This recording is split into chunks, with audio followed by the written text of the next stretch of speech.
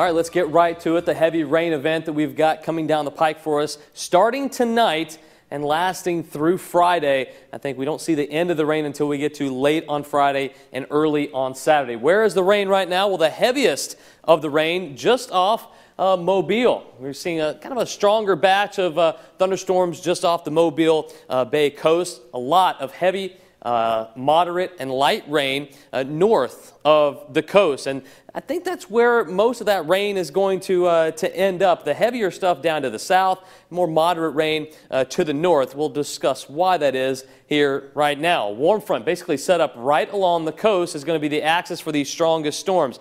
The way the low is going to track across the Gulf Coast is going to keep the strong thunderstorm and possibly severe weather threat to our south and also to our east as the low continues to track to the north and east over the next 24 hours. This low spins up and moves out by the time we get to Saturday. On the back side of this low, a lot of moisture and cold air. Could see some snowfall in the Tennessee River Valley, as far south as possibly close to Birmingham, maybe even Tuscaloosa, seeing a little bit of light snowfall. But for us, it's all going to be rain, and it should be all done by Saturday morning early. That's when we usher in some cooler, drier air for the weekend ahead. But let's break down our storm chances and rain chances for tonight. Right now, that rain just on our doorstep. We'll continue to see it move closer during the overnight period. Early tomorrow morning, starting around 3 o'clock, the rain becomes more widespread, more moderate and light rainfall. Could see some heavier pockets of showers and thunderstorms moving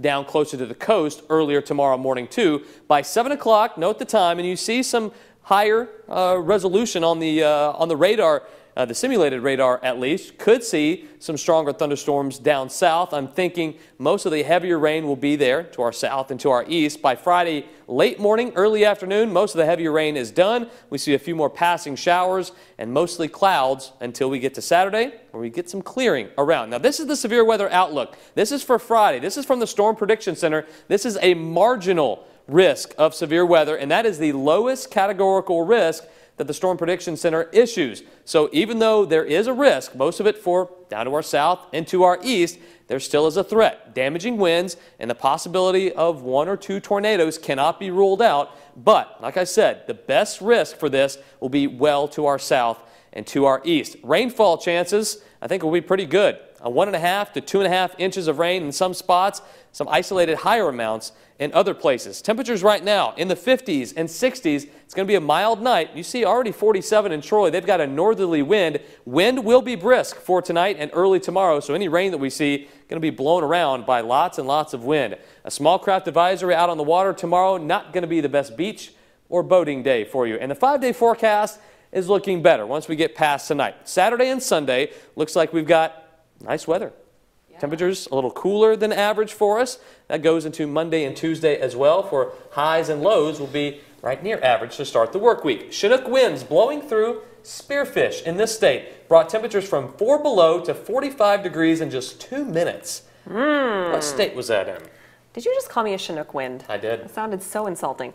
I think it might be Wyoming? It's South Dakota. Oh. South Dakota. This is how they used to keep track of temperatures. You see the highlighted area there? That's an old temperature graph. You can see a huge spike, almost a 50-degree spike in about 2 minutes. That is really cool. It looks like one of those little tops, like the dreidel.